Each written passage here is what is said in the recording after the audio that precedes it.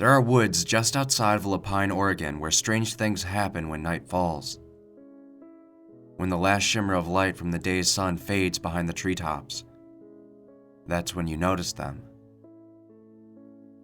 My father owned a cabin a few miles out of town. We stayed often throughout my childhood. My father loved to fish, and I loved to go with him. We would go to East Lake and sit on his boat for hours waiting for a bite. My dad was in it for the sport.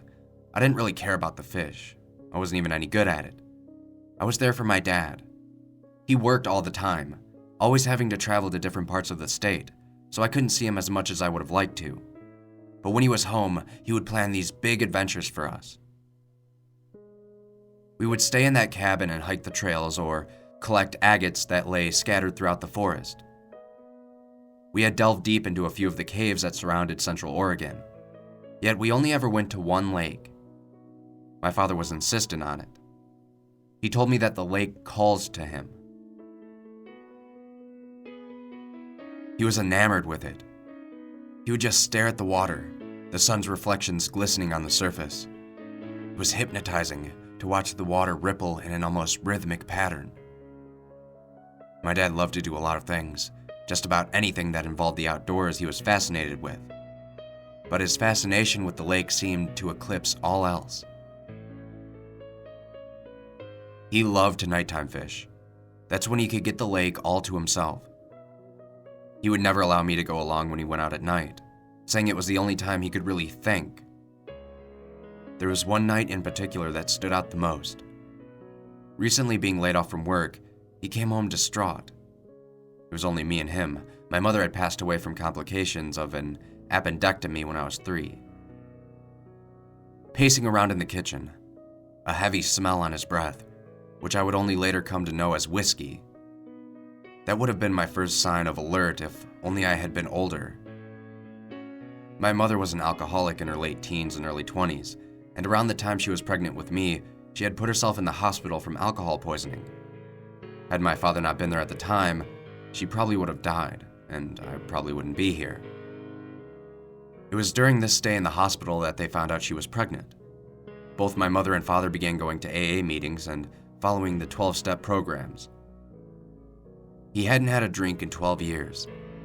That was the first time I had ever seen anybody drunk, and I was too young and naive to know.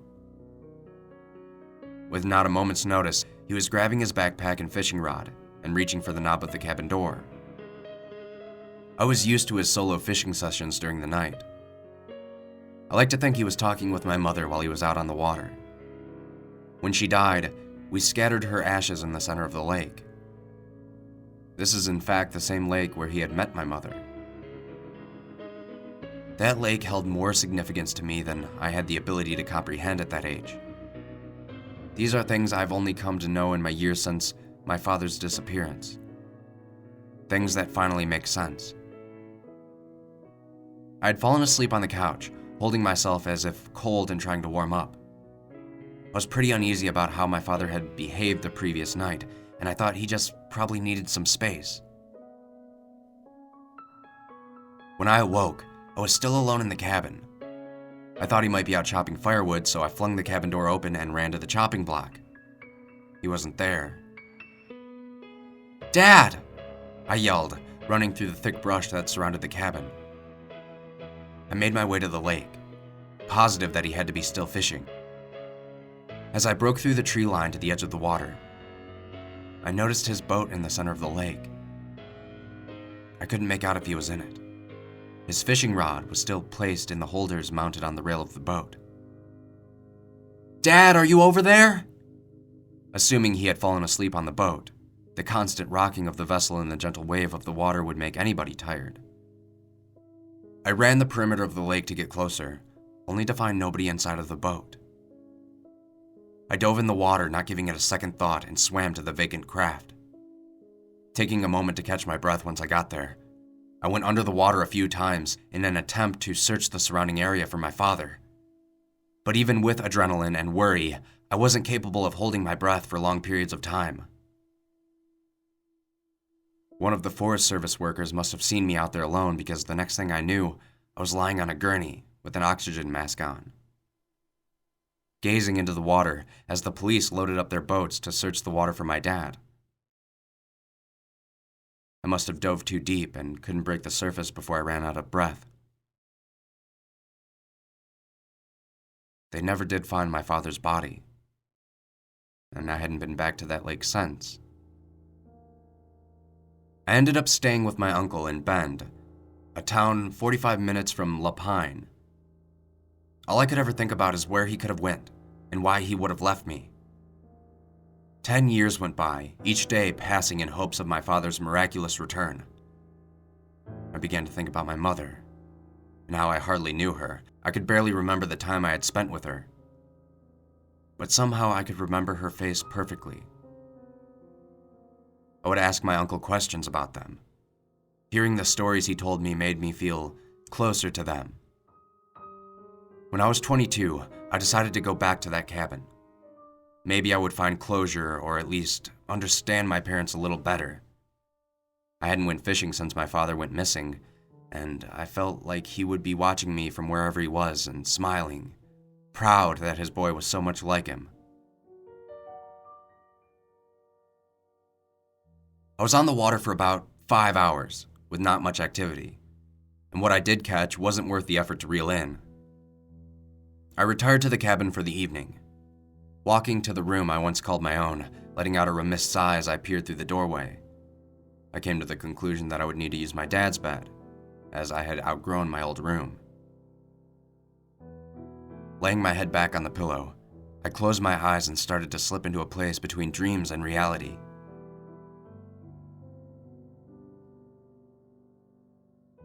A faint creaking of the cabin floor, barely audible as my slowly fading consciousness began. Each squeak acting as the metronome counting down to my somnol departure. I couldn't tell if the creaking was real, but I remember feeling a cold wetness on my chest.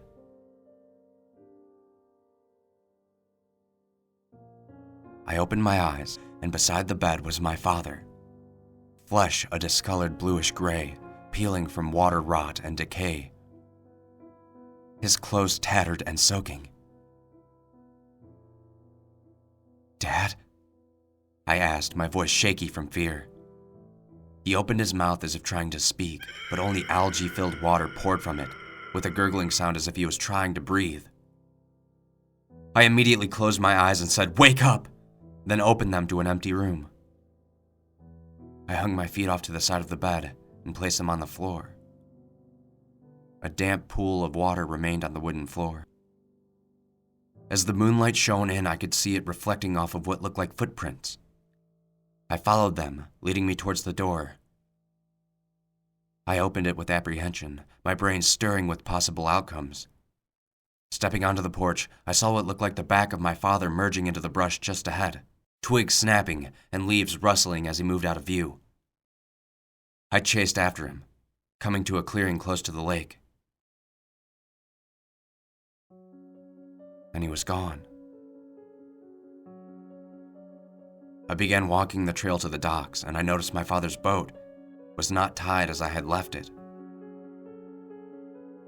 With the light shimmering on the water, I saw it in the center of the lake, rocking back and forth.